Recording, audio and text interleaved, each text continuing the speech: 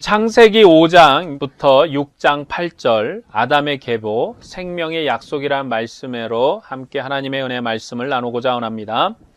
지난주에는 에덴 밖으로 쫓겨난 아담 후손의 역사가 어떠했는지를 말씀드렸습니다. 사람이 죄를 지어서 에덴 밖으로 쫓겨났을 때에 아담의 아들 중에 누가 하나님의 면회소에서 하나님을 경배하고 하나님을 기뻐하실 것인가 했을 때 아담은 가인을 지목했지만 하나님은 아벨을 부르셨습니다. 아벨이 양의 첫 새끼와 기름으로 하나님 앞에 드렸을 때 아벨과 그의 제물은 받으셨지만 가인과 그의 제물은 받지 않았습니다. 가인은 하나님을 대항하고 온전히 감사하지 않았습니다. 그는 장자의 명분 때문에 할 수 없이 드릴 정도이지 첫 것으로 드리지 않았습니다. 아벨은 하나님을 바르게 경배했지만 가인은 그렇게 하지 않았습니다. 그래서 아벨은 받으시고 가인은 받지 않았습니다. 그 일로 분노한 가인은 아벨을 죽였습니다. 가인이 아벨을 죽인 것은 그의 기득권 때문일 것입니다. 동생이 자기 기득권을 뺏었다고 생각해서 죽였습니다. 그는 악한 자였기 때문에 형제를 죽였습니다. 오늘 교회는 생명의 공동체입니다. 우리는 서로 사랑해야 합니다. 우리가 형제를 사랑하지 않으면 가인의 후손으로 그 악을 답습하는 것입니다. 교회 안에 기득권 문제가 있거나 서로 불편한 일이 있다 해도 형제를 사랑하지 않으면 가인과 같은 악한 것입니다. 가인이 그의 아우를 죽인 것은 죄악의 문화이고 하나님을 떠난 인류의 문화입니다. 하나님께서 아벨을 죽인 가인을 보호하셨습니다. 그리고 하나님을 떠난 가인은 노 땅에서 아들을 낳았습니다. 그가 첫 아들을 낳았다는 것은 대단히 중요한 사건입니다. 모든 사람이 가인을 죽일 것이라고 했는데 그가 상속자를 낳았기 때문에 이제는 그가 죽어도 그 생명은 끝나지 않고 계속될 것입니다. 가인이 아들을 낳았다는 말은 그가 죽임을 당하지 않으리라는 하나님의 약속의 성취입니다. 그런 그가 상당한 세력을 갖추고 성을 쌓았는데 그 성의 이름을 아들의 이름으로 에녹이라고 불렀습니다. 이때부터 성벽 문화가 점점 발달하고 자기 힘으로 대항하는 자들을 죽였습니다. 그리고 문화와 산업과 예술이 발전했고 무기도 만들고 악기도 만들었는데 이때부터 누구도 그들을 대항하지 못했습니다. 이렇게 하나님을 떠난 가인의 문화는 뱀의 문화였습니다. 하나님께서 생명을 보존해서 살 방법을 주셨지만 가인은 하나님을 대항했습니다. 그는 자기의 힘을 의지하고 하나님을 의지하지 않았습니다. 이것이 하나님을 떠난 문화의 모습입니다. 하나님께서 가인이 죽인 아벨 대신에 셋을 주셨습니다. 그리고 셋의 아들 에노스 때 드디어 사람들이 하나님의 이름을 불렀습니다. 그때부터 아담의 후손들은 다시 하나님을 예배하게 되었습니다. 오늘은 창세기 5장의 아담의 계보를 말씀드리고자 합니다. 창세기 5장의 아담의 계보는 새로운 계보 형식으로 설명합니다. 아담의 계보는 앞의 내용을 받아서 설명하는 것입니다. 창세기 1장에서 하나님이 만물을 각기 종류대로 지으셨다고 말씀하시고 그 내용을 2장에서 받아 모든 창조물의 장자로 사람에 대해서 말하고 에덴에서 사람의 역사를 기록한 것과 같은 형식입니다. 4장에서 사람이 범죄한 후에 하나님께서 아담의 후손들과 함께 하셨는데 그중 아벨을 사랑하시고 가인은 미워했습니다. 그런데 가인이 아벨을 죽임으로 세상은 가인의 문화가 되었다고 말씀합니다. 그러나 하나님께서는 아벨 대신에 셋을 주셨고 그들이 하나님의 이름을 불렀습니다. 이제 그들의 역사가 어떻게 진행되는지를 5장에서 기록합니다. 본문 1절에서 5절의 말씀을 볼까요? 이것은 아담의 계보를 적은 책이니라. 하나님이 사람을 창조하실 때 하나님의 모양대로 지으시되 남자와 여자를 창조하셨고 그들이 창조되던 날에 하나님이 그들에게 복을 주시고 그들의 이름을 사람이라 일컬으셨더라. 아담은 130세에 자기의 모양 곧 자기의 형상과 같은 아들을 낳아 이름을 셋이라 하였고 아담은 셋을 낳은 후 800년을 지내며 자녀를 낳았으며 그는 930세를 살고 죽었더라. 아벨의 문화는 하나님이 창조하신 하나님의 형상의 역사입니다. 하나님께서 아담과 하와가 하나님의 형상으로 지어졌기 때문에 그들에게 복을 주셔서 사람이라는 이름을 주셨습니다. 그들은 참으로 하나님의 형상인 사람입니다. 창세기에서 하나님의 형상은 하나님의 대리자이기 때문에 하나님의 모든 것을 상속받아 모든 것을 다스리도록 복을 주셨습니다. 그리고 하나님의 생명 역사가 그들 안에서 계속되게 하셨습니다. 그것이 첫사람 아담의 영광입니다. 이제 하나님께서 사람을 자기 형상으로 지은 것처럼 첫사람인 아담도 130세에 자기의 모양, 자기의 형상과 같은 아들을 낳아 이름을 셋이라고 했습니다.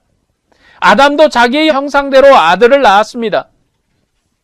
아버지께서 시작된 일이 아들에게서 반복되고 상속됨으로 확정되어지는 것과 같이 아담에게 시작한 일을 셋 같은 모양으로 이루었습니다. 하나님께서 아담을 자기 형상으로 지으셨고 아담도 자기 형상으로 셋을 낳았습니다. 그래서 사람은 하나님의 형상입니다. 창세기 1장에서 하나님은 우리의 형상을 따라 우리의 모양대로 우리가 사람을 만들자고 해서 사람을 만들었습니다. 그와 같이 하나님의 형상과 모양이 아담의 아들에게서 반복됩니다. 그래서 창세기 5장은 아담이 자기를 닮은 아들을 낳았다는 것을 강조합니다. 지금 이 창세기 5장의 역사는 아담을 닮은 그 아들들의 역사의 기록입니다. 사람은 비록 범죄했지만 하나님의 형상입니다. 그들은 하나님의 모든 것을 다스릴 수 있는 권세 있는 백성입니다. 가인의 계통인 라멕이 성벽 문화를 이루고 자기의 힘을 노래했지만 생명의 세계를 다스리는 자는 하나님의 형상의 상속자인 셋이었습니다. 이것을 교회가 이해해야 되는데 왜냐하면 오늘 교회가 하나님의 형상이고 하나님의 상속자이기 때문입니다. 고대 이스라엘 백성들도 그들이 비록 작은 국가이고 작은 민족이지만 자기들이 세상의 주인이라고 고백했던 것처럼 교회도 이런 고백을 해야 합니다. 이 세상 문화는 군사와 철학이 주도하는 문화입니다. 그렇다 할지라도 하나님의 세계는 주님의 형상으로 새롭게 지어진 교회가 다스립니다. 하나님께서 교회 때문에 세상에 고루 햇빛과 비를 주는 것이며 교회가 완성되면 세상은 끝날 것입니다. 이스라엘이 세상의 중심이라고 고백했던 것처럼 교회도 주님 안에서 같은 고백을 해야 합니다. 오늘 교회에 우리는 부족하고 연약하고 자그마한 무리지만 이 자그마한 무리가 세상의 중심입니다. 하나님의 권세입니다. 하나님의 능력입니다. 부활하신 주님의 영이 우리 안에 거하셔서 교회를 신령한 성전으로 삼으셨기 때문에 우리는 같은 고백을 해야 합니다. 오늘 본문의 셋의 족보를 이해하기 위해서는 창세기 11장에 나오는 셈의 족보를 좀 보아야 될 것입니다. 창세기 11장 10절에서 15절의 말씀을 읽어드리겠습니다. 셈의 족보는 이러하니라. 셈은 100세 곧 홍수 후 2년에 아르박삿을 낳았고 아르박삿을 낳은 후에 500년을 지내며 자녀를 낳았으며 아르박삿은 35세에 셀라를 낳고 셀라를 낳은 후 403년을 지내며 자녀를 낳았으며 셀라는 30세에 에벨을 낳았고 에벨을 낳은 후에 403년을 지내며 자녀를 낳았으며 창세기 11장의 셈의 족보도 언약의 계통입니다. 셋의 계통이 하나님의 상속자, 하나님의 형상으로서 언약의 계통인 것처럼 홍수로 새롭게 지어진 상속자는 셈입니다. 그래서 셈의 나이를 계산하고 있습니다. 이 족보를 보면 창세기 5장의 족보가 훨씬 더 오래 살았습니다.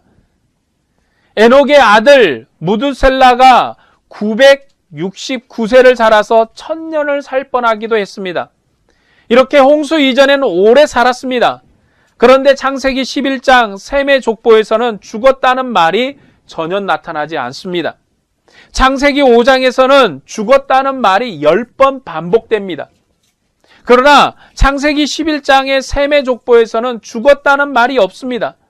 창세기 5장에서는 죽었다는 말이 10번 반복되는데 에녹에서만 빠져 있습니다. 죽었다는 말만 반복하는 것이 아니라 제일 끝에는 노아만 빼놓고 생명 있는 것들은 다 죽었다고 끝을 맺습니다. 그런데요, 가인의 족보에는 이런 말도 반복되지 않습니다. 아담의 계보와 셈의 계보에서만 낳고 죽는 말이 반복됩니다. 특별히 창세기는 족장들의 역사여서 그 나이를 반드시 계수합니다. 왜냐하면 하나님께서 그들에게 생명을 주셨고 그들이 하나님의 대리자이기 때문에 하나님이 날마다 그의 발걸음을 계수하고 그들과 함께 날수를 계산합니다. 그러니까 성경에 사람의 나이가 나오는 것은 굉장히 중요한 의미를 가집니다. 그들이 하나님과 동행했다라는 의미의 날수입니다. 그들의 생명이, 그들의 호흡이, 그들의 삶이 오래 살았네, 적게 살았네 이런 말이 아니라 그들이 하나님과 어떠한 동행을 이루었는가에 대한 날수인 것입니다. 바로 그들이 하나님과 동행하는 하나님의 백성이기 때문입니다. 사람이 범죄하면 죽으리라고 했지만 하나님께서는 자기 백성에게 생육하고 번성하도록 복을 주셔서 많은 후손을 낳도록 하셨습니다. 아벨의 계통인 셋의 후손들이 몇 명 안 되는 예배 공동체였습니다.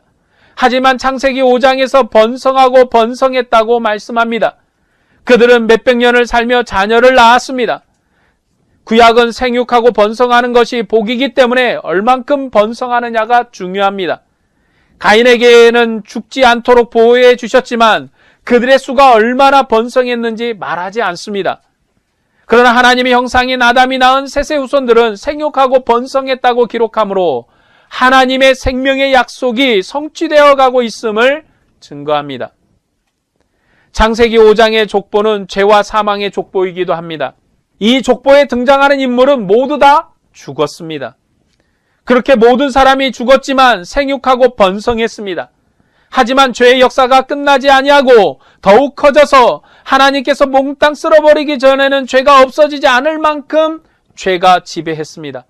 그리고 6장에서 하나님의 아들들이 사람의 딸들의 아름다움을 보고 아내를 삼았다고 기록합니다.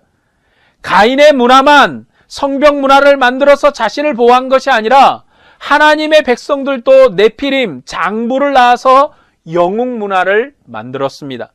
힘이 센 자녀를 낳아서 영웅 문화를 만들었던 것입니다. 세상이 이렇게 되었기 때문에 하나님께서 기뻐할 수 없었습니다. 창세기 4장에서는 가인이 아벨을 죽였지만 생명의 약속으로 생명의 역사가 끊어지지 않도록 하셨습니다.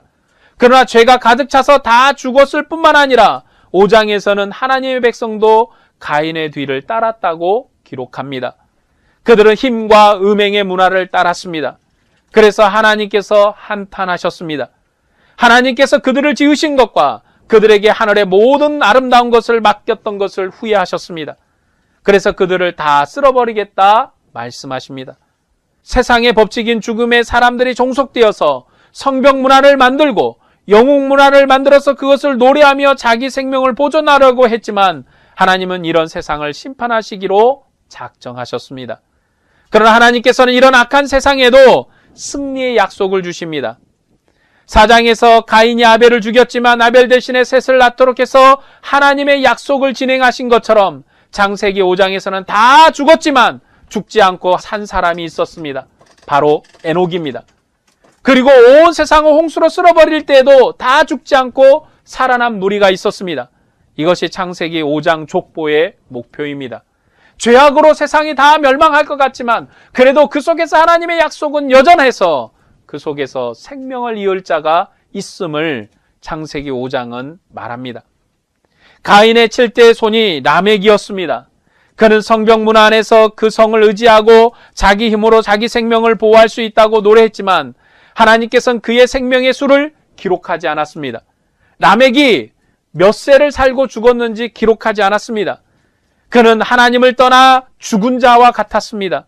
하나님께서 가인의 후손들이 생물학적으로 살 수 있도록 생명을 보존하셨지만 그들은 하나님께 대해서 죽은 자들이지 산 자가 아니었습니다. 그래서 하나님께서 그들의 생명의 수를 계수하지 않습니다. 그러나 하나님께서는 아벨 대신에 셋을 주셔서 죽음이 승리하지 못하고 뱀의 후손이 승리하지 못하도록 친히 생명의 역사를 이루셨습니다. 그들에게만 생명이 있고 그들이 하나님의 역사로 죄를 이길 것입니다. 그래서 그들만 생명의 숫자를 기록합니다. 그러나 가인의 후손은 생명의 숫자를 기록하지 않습니다. 가인이 몇 살을 살고 죽었는지, 아담이 몇 살을 살고 죽었고 셋은 몇 살을 살고 죽었다고 분명히 말하지만 가인이 몇 살을 살았는지, 가인의 후손들이 얼마나 살았는지 성경은 절대로 기록하지 않습니다. 본문 21절에서 24절 말씀입니다. 에녹은 65세에 무드셀라를 낳고 무드셀라를 낳은 후 300년을 하나님과 동행하며 자녀를 낳았으며 그는 365세를 살았더라. 에녹이 하나님과 동행하더니 하나님이 그를 데려가심으로 세상에 있지 아니하더라. 에녹은 죽음을 보지 않냐고 하나님께서 데리고 가셨습니다. 이 에녹은 아담의 7대손입니다. 이 본문은 가인의 7대손과 아담의 7대손을 비교해서 하나님의 창조의 완성을 기록합니다. 하나님께서 보시기에 심히 좋았다라고 시작한 창조의 첫 때가 7대에 이르러서 하나님의 생명과 기쁨으로 완성되었습니다.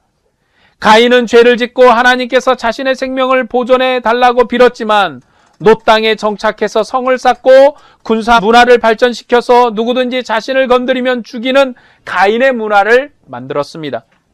그런 문화가 가인의 7대손인 라멕 때에 완성됐습니다. 죄악의 문화에도 가인의 7대손 때 완성되고 하나님의 생명의 문화도 아담의 7대손인 에녹 때에 하나님의 문화도 완성됩니다. 아담의 7대손인 에녹은 하나님과 동행했습니다. 가인은 아들들의 이름을 따라 에노성을 쌓고 거기에 거하면서 자기의 힘을 의지했지만 아담의 7대손인 에녹은 하나님을 성으로 삼아서 하나님만 의지한 사람이었습니다. 그가 하나님과 동행했기 때문에 죽음을 보지 않고 하나님께서 데려가셨습니다. 이 에녹을 통해서 생명의 승리와 하나님의 약속의 승리가 나타납니다. 하나님과 동행하는 믿음을 가진 자의 승리가 여기에 있다고 성경은 말씀합니다. 이제 아담의 10대손인 노아에서 생명의 역사가 새롭게 됩니다. 그러니까 여러분, 우리가 성경을 읽을 때 7, 8, 10 의미가 있는 숫자들입니다. 7대손인 에녹 때에 하나님이 데려가시고 하나님의 완성 숫자인 10대손인 에녹 때에 세상을 새롭게 하셨습니다. 이제 아담의 10대손인 노아 때 생명의 역사가 새롭게 되는데 이 노아의 이름을 이렇게 기록합니다.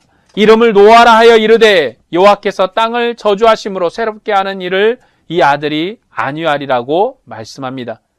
구약의 족장은 선지자이기도 합니다. 아버지가 아들에게 이름을 붙여주는 것은 하나님께서 이 아들에게 이렇게 하기를 소망하는 것이 아니라 하나님의 약속을 받은 자로서 아들에게 이름을 붙임으로 언약의 상속을 넘겨주는 것입니다. 그래서 족장이 선지자라고 할 수 있습니다. 노아의 이름은 이 아들이 안위하리라는 뜻입니다. 하나님께서 노아를 통해서 안식을 주시려는 것은 죄가 가득 찼기 때문입니다. 롯이 소돔 땅에서 탄식했던 것처럼 노아의 아버지 라멕은 그 시대를 탄식한 의인이었을 것입니다. 그래서 이 아들을 통해서 하나님께서 안식을 주실 것을 소망하고 이름을 노아라고 불렀습니다. 하나님께서 노아의 때에 세상에 안식을 주셨습니다. 하나님의 안식은 하나님과 함께하는 것입니다. 모든 적으로부터 보호받고 가나안 땅의 생명으로 장구하는 것이 구약의 안식의 기본 개념입니다. 그런데 노아의 안식은 에녹처럼 데려가는 것이 아니라 죄를 심판하심으로 하나님께서 주신 안식이었습니다. 그리고 하나님께서 노아의 번제 예물을 기뻐하시고 함께 쉬셨습니다. 온 세상이 죄로 가득 찼기 때문에 죄를 씻으시고 새롭게 지으셔서 죄로부터 자유하게 하셨습니다. 오늘 말씀을 정리하겠습니다. 하나님은 자신의 상속자로 아담을 지으셨습니다. 그리고 아담의 상속자로 셋을 지으셔서 죄와 사망이 왕노릇하는 세상에서 생육하고 번성하는 복을 주셨고 장수에서 번성하게 하셨습니다. 그리고 하나님과 동행한 에녹은 죽음을 보지 않고 데려가셨고 하나님과 동행한 노아는 온 세상이 물로 심판받을 때 구원을 받아서 의의 조상이 되었습니다. 이것이 옛 시대의 끝입니다. 하나님께서 아담을 통해 시작한 역사가 옛 시대의 끝인 노아의 홍수로 끝이 납니다. 이 역사를 통해서 죄들이 제거되었습니다. 하나님께서 물에서 옛 세계를 지었던 것처럼 다시 물의 혼돈을 통해서 죄악을 쓸어버리고 새로운 땅에서 새로운 인류를 시작하셨습니다. 노아의 가족 여덟은 7을 넘어서는 충만한 숫자입니다. 노아의 가족이 겨우 구원을 받은 것이 아니라 충만한 숫자로 8명이 구원되었습니다. 이렇게 하나님은 승리하셨습니다. 하나님의 역사의 마무리는 하나님과 함께 믿음으로 살았던 의인의 승리입니다. 죄는 결단코 승리하지 못합니다. 이것은 이스라엘을 향한 메시지이기도 합니다. 이스라엘 백성은 아담의 계통이며 하나님의 이름을 부르는 하나님의 형상이었습니다. 아벨의 예물을 받으신 하나님께서 성전에서 이스라엘 백성의 예물을 받으시고 기뻐하시며 함께 하셨습니다. 그러나 이스라엘이 범죄해서 바벨론 포로로 잡혀갔습니다. 하지만 하나님의 약속은 다윗 계통에 있었습니다. 이스라엘 백성은 그 약속을 기다렸습니다. 그리고 그 약속을 따라 끝날에 하나님께서 다윗의 후손으로 하나님의 아들을 보내셨습니다. 하지만 하나님을 거절했던 가인의 문화가 이스라엘 안에서 역사에서 그들은 가이사 외에는 왕이 없다고 고백해버리고 말았습니다.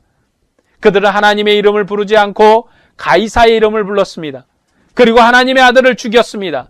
아벨이 가인의 눈의 가시처럼 되었고 야곱이 예서의 고통이었던 것처럼 예수님은 이스라엘 제사장들에게는 죽여 없애야 할 사람이었습니다. 그리고 그리스도의 복음을 전한 사도들도 제거의 대상이었습니다. 그들은 십자가에 죽은 예수만을 자기 생명으로 섬겼고 그 예수를 전했기 때문에 그들은 골치 덩어리였습니다. 하나님의 아들은 그렇게 죽었습니다. 그리고 무덤에 잠드셨고 돌문은 임봉되었습니다. 그뿐만 아니라 보초를 세워 지켰습니다. 이스라엘의 제사장들은 가이사가 그들의 왕이고 그들의 보호자라고 예수님을 버리고 죽였습니다. 그렇게 하나님의 아들의 역사가 끊어지고 여인의 후손의 역사가 끊어진 것처럼 되었지만 하나님은 예수님을 다시 살리셨습니다. 예수님께서 부활하셨기 때문에 그를 따르던 갈릴리 촌사람들과 연약한 여인들이 죽음의 고통에서 벗어나서 세상에 두루다니면서 주 예수의 소식을 증거했습니다. 그들의 증거로 세상은 죽음의 권세로부터 구원을 받고 인류가 다시는 죽음의 왕노릇하지 않게 되었습니다. 교회는 모든 권세를 주님께 복종시키는 하나님의 형상의 존귀함입니다. 이것이 하나님의 약속과 생명의 승리입니다. 지금도 이 세상은 음행하고 먹고 마심으로 타락하고 있습니다. 남녀 간의 성적 구분이 없어질 만큼 타락한 문화를 만들고 이것이 인간의 자유라고 이것이 인간의 해방이라고 주장을 합니다. 그리고 그것이 옛 구습을 타파하는 자유라고 이야기합니다. 또한 부자지간의 좋은 가치관들이 사라지는 시대에 우리는 살고 있습니다. 우리가 이런 세상에 살면서 세상의 영향을 받지 않을 수 없지만 세상이 우리를 삼키도록 방치해서는 안 됩니다. 우리는 믿음으로 깨어 있어야 합니다. 교회는 반드시 승리합니다. 왜냐하면 천지와 만물을 지으신 하나님이 세상을 통치하고 계시기 때문입니다. 이스라엘이 멸망했을 때 세상은 하나님을 조롱했습니다. 너희 하나님이 어디에 있느냐고 조롱했습니다. 그리고 바벨론은 큰 도성을 짓고 누구든지 느부갓네살을 경배하게 했습니다. 그를 경배하지 않으면 풀무불에 던져 넣었습니다. 그러나 하나님은 풀무불에서 신실한 남은 자들을 구원하셨고 느부갓네살 왕의 영혼을 빼앗아 짐승처럼 살게 해서 하나님의 위대함에 무릎 꿇게 하셨습니다. 그뿐만 아니라 느부갓네살의 왕의 아들이 하나님을 두려워하지 않고 하나님의 성전기구로 술을 마시며 우상을 찬양하는 그날 그 밤 저녁에 바벨론을 망하게 하셨습니다. 그가 하나님의 통치를 부인하고 자기 아버지의 경고를 무시했기 때문에 망했습니다. 그러므로 교회는 결탄코 작은 무리가 아닙니다. 하나님께서 아들을 보내서 그의 몸을 주신 것은 그의 교회를 위한 것이기 때문에 교회는 절대로 작지 않습니다. 하나님의 모든 영광은 교회에 있고 하나님의 모든 사랑과 생명이 교회에 있습니다. 이 교회 역사가 완성되면 만물은 새롭게 개편될 것입니다. 하지만 지금은 세상에 죄악이 관영하고 있습니다. 인간의 권세와 지식이 이렇게 넘치는 시대도 없었고 이처럼 하나님을 대항하는 시대도 없었습니다. 지금은 인간의 힘과 과학과 권세로 하나님을 무시합니다. 심지어 교회까지도 세상의 영화를 복이라고 적그리스도적인 가르침을 하기도 합니다. 그러나 교회는 반드시 승리합니다. 하나님의 약속은 승리합니다. 성경은 이것을 우리에게 분명하게 말씀하고 있습니다. 죽은 아벨을 대신해서 셋을 주셔서 생명의 약속이 승리하도록 하셨던 것처럼 하나님은 예수를 죽은 자 가운데서 살리셨습니다. 그리고 두려웠던 소수를 통해서 천하 만민을 정복하는 교회를 세우시고 세상을 복되게 하셨습니다. 교회의 머리는 죽은 자 가운데서 부활하신 권세 있는 하나님의 아들입니다. 그리고 교회는 주님의 권세 있는 통치기관입니다. 우리가 그리스도의 복음을 증거하면 세상은 주님께 복종하게 되어 있습니다. 교회가 이 증거를 마치면 주님께서 다시 오셔서 만물을 주님의 것처로 완성하실 것입니다. 그러니 우리는 낙심하지 말아야 합니다. 우리는 하나님의 아들의 이름을 불러야 합니다. 그리고 우리의 자녀들에게도 하나님의 이름을 부르는 법을 가르쳐야 합니다. 교회가 하나님의 이름을 부르는 것은 교회의 생명입니다. 그 주님이 우리와 함께 계십니다. 지금도 죽음이 만물처럼 움직이기 때문에 세상은 먹고 마심에 치중해서 주님께 예배하는 날에도 열심히 일하지만 교회는 주님의 상에 앉는 것이 생명임을 알아야 합니다. 주님 오늘도 여러분을 사랑하고 계십니다. 그리고 우리가 그분의 영광이라고 말씀합니다. 그래서 주님께서 승리하신 것처럼 교회도 주님의 영광으로 승리하게 될 것입니다. 우리는 하나님의 영광이요 하나님의 형상입니다. 오늘도 주님의 영광과 형상으로 세상을 이기는 여러분들이 되시기를 주님의 이름으로 축복합니다. 기도하겠습니다.